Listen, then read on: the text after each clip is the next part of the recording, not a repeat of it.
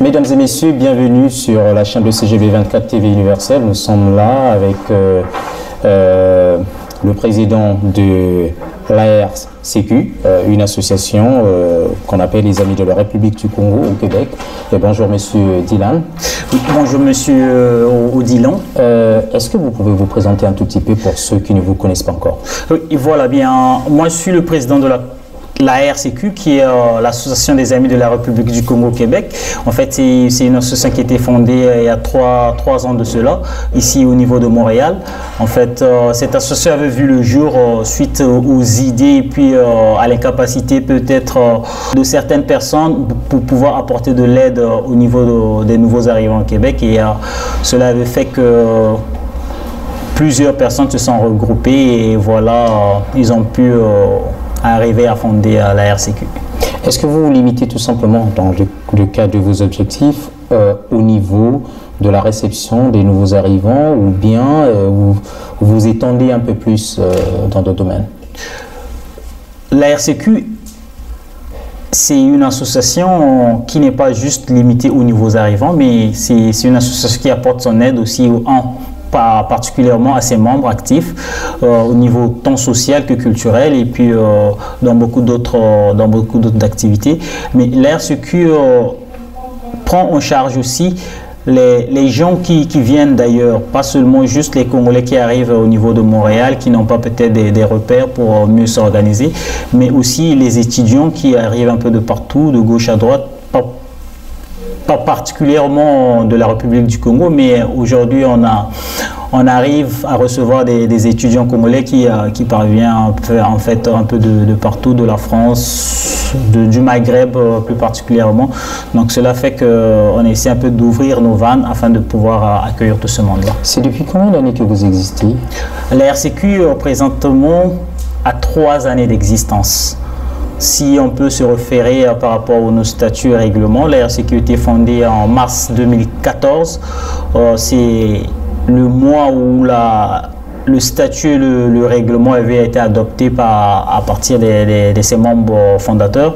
Donc de cette date-là, ça nous a suscité de pouvoir déposer notre dossier au niveau des registres des entreprises du Québec pour au moins faire état de notre création et puis de se conformer aux règles et lois qui régissent les organisations ici au Québec. Alors, parlons un peu de votre expérience, puisque tout à l'heure, vous avez dit que vous existez depuis 3 ans. Oui. Est-ce que vous pouvez nous dire un tout petit peu ce que vous avez déjà fait auprès des nouveaux arrivants, s'il faut d'abord tenir compte un peu de ce petit aspect? Qu'est-ce que vous avez déjà fait et combien de Congolais, combien de nouveaux arrivants dans votre registre avez-vous aidé dans ce sens? Dans ce sens, je pourrais dire que l'ARCQ, comme j'ai dit tantôt, il ouvre ses vannes un peu partout. Ce n'est pas juste les Congolais, mais on a eu de ces cas qui ne sont pas peut-être des ressortissants congolais, mais des ressortissants d'autres pays aussi. On peut compter facilement un nombre de 3 ou 4 si je ne m'abuse pas, parce que la dernière fois, je pense, on a reçu un Congolais qui était arrivé ici à Montréal, mais qui ne pouvait pas trouver de repères pour pouvoir s'en sortir. L'ARCQ a fait de son mieux de pouvoir trouver par rapport à ses contacts et puis par rapport à son carnet d'adresse, lui trouver des lieux exacts là où il pouvait se rendre et puis se procurer de l'aide pour son épanouissement. Mais est-ce que vous travaillez souvent en contact avec d'autres associations de vos compatriotes congolais ici à Montréal? Oui, bien sûr que oui, parce que l'ARCQ, on agit aussi de façon bénévole dans plusieurs cas. Par exemple, si je peux citer l'exemple avec l'association mère, si je peux le dire, celui de l'ESCOB, on a eu à travailler bénévolement pour ESCOB et puis la porte a été toujours ouverte. On fait comme des corps de partenariat entre l'ESCOB et nous, de pouvoir, pas juste seulement du côté bénévole, mais du côté intellectuel aussi, et puis pour pouvoir élargir dans un sens et s'épanouir dans des discussions et puis de trouver des solutions des solutions fiables au peuple congolais qui réside à Montréal. D'accord. Et si je suis un peu curieux, vous avez combien de membres en ce moment? En ce moment, comme je l'ai dit, c'est vrai que on est daté de 3 années. Présentement, nous sommes au nombre de 13 au niveau de l'association. Donc, si on peut compter, on a un bureau exécutif qui a 5 membres et le reste, ce sont des membres actifs. Mais ça, ce sont les membres actifs qu'on compte au nombre de 13. Mais on a aussi des membres d'honneur, en fait. Des membres, quand on appelle membres d'honneur dans notre association, ce sont des personnes qui ayant participé de loin ou de près d'une façon vraiment très, très impliquante au niveau de la RCQ pour son épanouissement.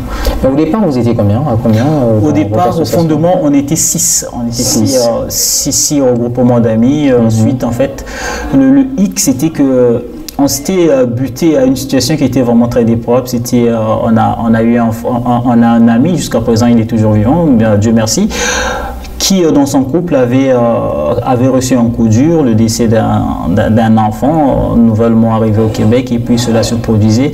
On était dans l'incapacité en fait de pouvoir lui venir en aide. C'est vrai qu'on s'était retroussé les manches entre nous, mais c'était insuffisant par rapport vu à la grandiosité de la situation. C'était que ça nous a laissé réfléchir. On s'est dit qu'on écoutait. C'est bien, on a eu cette chance aujourd'hui parce que peut-être qu'on avait un petit $100 dans les poches et puis on s'est regroupé et puis on essaie de pallier à ça.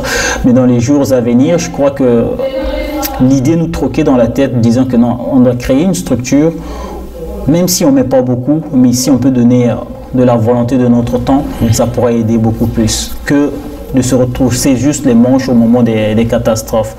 Donc l'idée est partie de là, chacun de nous est rentré chez lui, on essaie un peu de réfléchir à ça, à mûrir les idées. On s'est rencontrés à 3 à 4 reprises. Je me rappelle, à cette époque-là, on faisait même des réunions à chaque 2 semaines du mois, quoi. Tu vois, chaque 2 semaines, on se voyait en fait de pouvoir activer les choses. Et de cela aboutit comme peut-être, je ne pourrais pas dire par magie, parce qu'on a travaillé dur et longuement sur ça, et un nom est apparu qui était la RCQ, les Amis de la République du Congo-Québec. Donc on signe la RCQ, ce qui fait que on se disait que on ne pouvait pas se limiter rien que aux Congolais, mais et aussi à d'autres communautés. À d'autres communautés. C'est pour cela qu'on avait introduit les amis, donc que tu sois gabonais, que tu sois angolais, que tu sois togolais. Il suffit que tu aies un ami en commun qui te relie au Congo, en fait. Dès que tu as un pont qui te met l'autre pied sur le territoire congolais, ça fait que non, vous êtes le bienvenu dans notre association. Alors, mais qu'est-ce que vous devrez faire finalement pour essayer un peu d'attirer plus de membres, plus que en vous suivant? Vous avez dit qu'au départ, vous étiez au nombre de 6 et maintenant, vous êtes à 13, 13 personnes. Et je pense que votre objectif serait aussi d'attirer encore plus de gens. Que ferez-vous? Quelles sont les tactiques, les stratégies que vous voulez mettre en place pour que ces gens viennent encore vers vous? Oui, en fait, la stratégie à mettre en place, c'est de prouver l'efficacité de nos gestes et de nos mouvements. Parce qu'aujourd'hui, le Congolais, il est très réticent. S'il n'y a pas quelque chose qui l'attire, s'il n'y a pas quelque chose qui le titille, il bouge pas de son lit ou bien de son siège. Donc cela revient à dire que nous, au peu de nombre que nous sommes, on ne veut pas peut-être déplacer des montagnes maintenant, mais on peut quand même désherber devant chez nous afin que le monde puisse trouver que non, ici c'est propre, je peux passer par là, il y a un chemin. C'est ça notre but principal présentement. Et en termes de subventions, pouvez-vous me dire un peu quelque chose pour votre association? Comment est-ce que vous pouvez subventionner? L'association est subventionnée par des legs, par des biens légués au niveau de l'association ou bien par les cotisations, des cotisations mensuelles par des membres, mais aussi comme toute autre association, on travaille là-dessus durement pour pouvoir trouver des voies et moyens, comment faire pour pouvoir financer plus facilement nos activités. Si on parle par exemple dans ce lancer, on a un programme qui est établi là-dessus, on a un projet qui est en marche, c'est de pouvoir s'acheter un moyen roulant par exemple pour pouvoir récolter même les biens qu'on nous donne ou bien qu'on nous lègue. C'est aussi une grande difficulté ici dans la ville de Montréal, trouver un camion ou bien trouver une personne qui peut te dépanner pour aller ramasser des trucs qu'on vous donne. Ça fait qu'on s'est serré la ceinture, on s'est dit que non, bon, premièrement, on s'attrape un moyen qui peut être à notre disposition et puis qui peut faire rentrer de l'argent dans la caisse, qui sait. Mais lorsque vous parlez du ramassage du matériel, est-ce que vous parlez, parce que tout à l'heure, en vous suivant dans votre, en fait, lors de la conférence, de votre présentation, J'ai ouï dire que vous vous intéressez aussi à la collecte des ordinateurs, des gens qui peuvent vous faire des dons, de façon à ce que vous puissiez aussi aider certaines personnes qui sont au pays. Quand je parle de certaines personnes, je parle aussi beaucoup plus des élèves qui sont dans les écoles, aider beaucoup plus les élèves à connaître l'outil informatique et en fait à vulgariser cette science, cette formation à tous ceux qui n'ont pas la possibilité d'en avoir. Est-ce que c'est un peu ça c'est un peu dans cette lancée-là, en fait, vous avez bel et bien raison. Le souci de pouvoir établir un pont solide avec le Congo et le Canada, cela ne passe pas rien en s'attrapant un billet d'avion et puis un visa pour le Canada. Mais je pense que la base de tout ça, c'est dans nos écoles, dans notre formation, dans nos vies de famille. Si aujourd'hui, comme le programme qui est lancé dans notre association, c'est le ramassage de tout objet informatique, une souris, une planche à écrire, ça aide beaucoup. On a des donateurs, des partenaires qui nous ont promis et puis qui ont déjà même commencé à pouvoir nous fournir en matériel informatique. Si je peux citer, on a par exemple le Place d'Armes Hôtel et puis Suite, et on a aussi l'hôtel Néligan qui s'est lancé aussi, et le groupe Antonopoulos qui nous a légué 3 à 4 ordinateurs déjà de ce pas. Donc, cela par exemple, si on prend ce phénomène, ça fait que non, on aurait peut-être beaucoup plus, mais il faudra aussi qu'on ait un moyen de roulement. Si on n'a pas un moyen pour pouvoir se déplacer pour aller récupérer ces genres de trucs, on ne va pas être trop crédible. Donc on s'est dit, ça fera du bien, ça fera de l'effort. Si on a notre propre moyen, on peut se déplacer facilement, aisément, quand on veut, au moment qu'on veut. Donc ça fait que ça rentre bel et bien dans le cadre de l'aide pédagogique au niveau de l'Afrique, plus particulièrement au Congo-Brazzaville. Alors, Monsieur Dylan, puisque nous sommes arrivés presque à la fin de cette émission, nous allons certainement vous inviter de dire un dernier mot à l'endroit des Congolais, à l'endroit des compatriotes qui sont ici, et aussi à l'endroit des amis des Congolais, puisque c'est comme ça que vous vous appelez votre institution, et aussi à tout le monde. Voilà, quel est votre dernier mot, les mots? Oui, le dernier mot que je peux adresser aux Congolais et à leurs amis, c'est de venir nous encourager dans nos activités. Venir nous encourager ne veut pas dire être peut-être membre, mais venir au moins voir, entendre, discuter, échanger. Cela peut-être pourra vous changer les idées.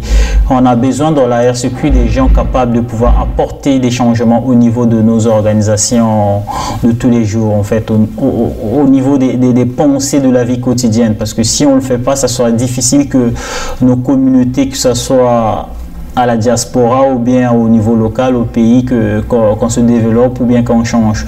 Parce que je pense que tout changement va avec le changement de la mentalité. Donc ce que je pourrais dire au peuple congolais et puis à ses amis, c'est de grandir dans une mentalité parfaite, honorable, afin de pouvoir trouver un changement efficace dans notre avenir.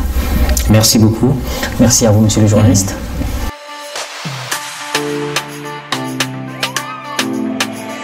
On the track.